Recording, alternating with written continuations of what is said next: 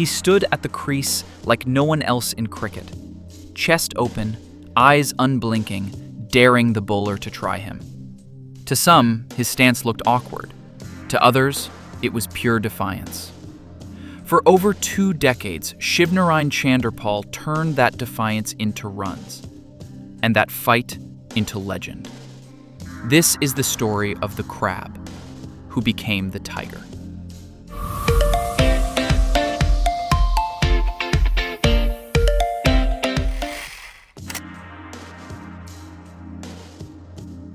Shivnarine Chanderpaul was born in Unity Village, Guyana, a place whose name, fittingly, seemed to reflect the togetherness and grit that would define his career. His parents were Indo-Guyanese, with ancestors from India. Cricket was not just a pastime in the Chanderpaul household, it was life. My dad, my uncle, and anyone else who turned up would bowl to me, for hours, Shiv later recalled. His father, Kemraj, remembered the hard days. Gear? You not get to buy gear. It not available. You got to beg, borrow, trade. Pads? Old ones cut and tied with string. Bat handle broke? I bound it with bamboo. Helmet? I make one myself. But he learn everything natural. That homegrown grind built a player with patience, adaptability, and a stubborn refusal to give in. By age 10, Shiv was already playing under-16 cricket for Demerara Cricket Club. Soon, he moved to the more prominent Georgetown Cricket Club. In 1991-92 season, at just 17, he made his first-class debut for Guyana. His first innings ended in a run-out for a duck, but in the second, he struck 90.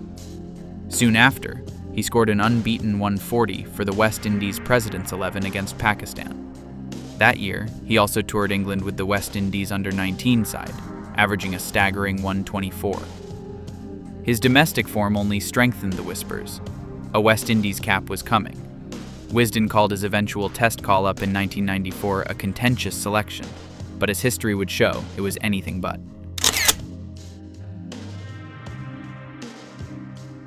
His debut came at Border Guyana, a home test, the perfect stage.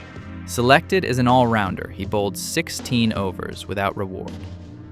But the real moment came when he walked out to bat for the first time. Writer Ian MacDonald later described it. This pinch-faced boy in big pads, how could he last a ball? Yet the first delivery from Chris Lewis, he let go, calm as you like. His test career was underway. Shiv didn't just survive, he thrived, making 62. Across the series, he scored 288 runs at 57.6, including 3 more 50s. His place was secured. Later that year, he debuted in ODIs against India, though it took time for him to find his rhythm in the shorter format.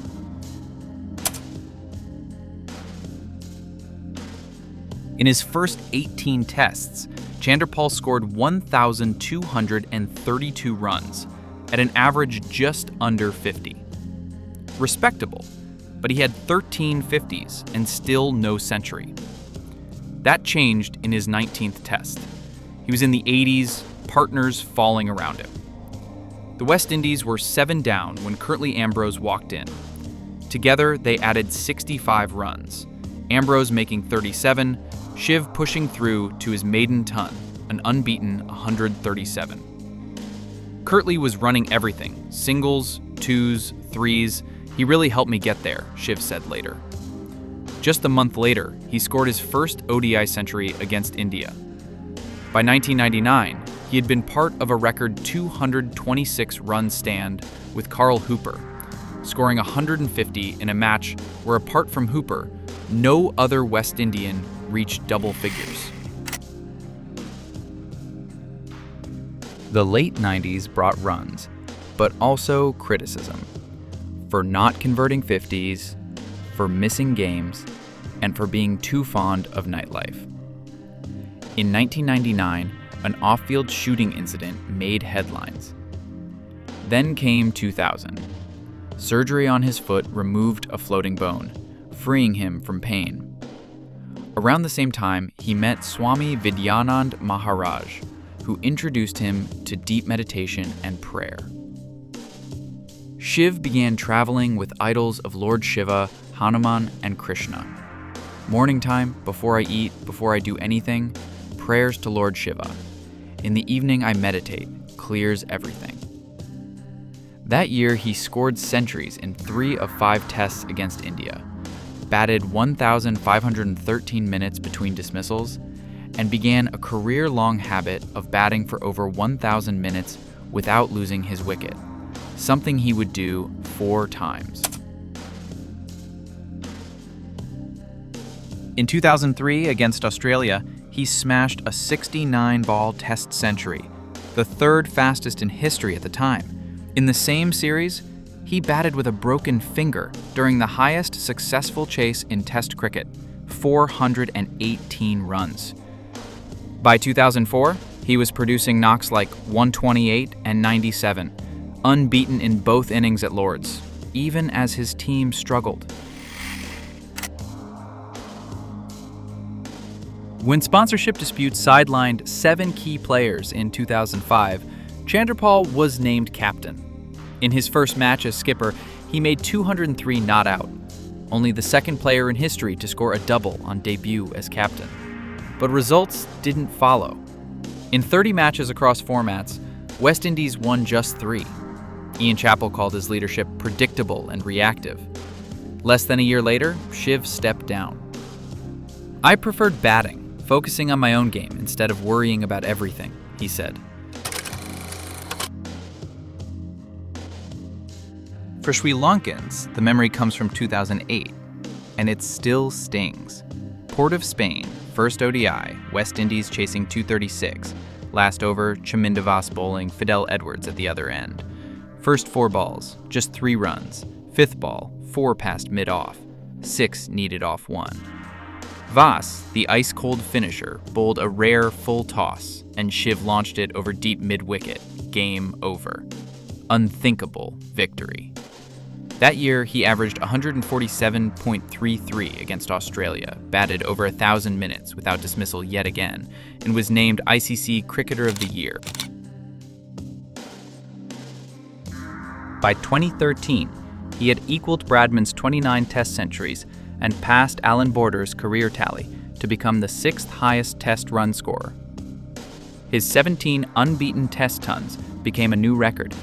In 2014, he was still delivering, unbeaten scores of 85, 84, and 101 against Bangladesh. But in 2015, he was dropped. Lara called it a send-off he deserved, but never got.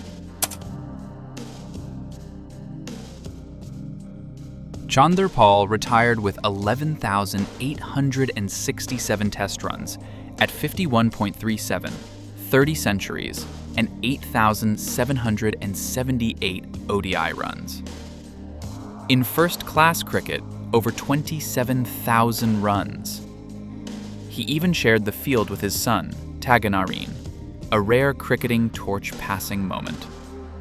On his stance, the one we all tried to copy in the backyard, Shiv explained, "I started side-on but kept falling over, so I opened up. By release, I was back side-on." Rohan Kanhai once called him the Tiger, a nod to his unyielding fight at the crease. Jimmy Adams perhaps said it best. "It's easy to ride the wave of a winning team, but you set high standards and kept them, even when the team struggled." From the boy in hand-me-down pads in Unity Village to the man with the maroon cap for 21 years, Shivnarine Chanderpaul was, and always will be, a fighter.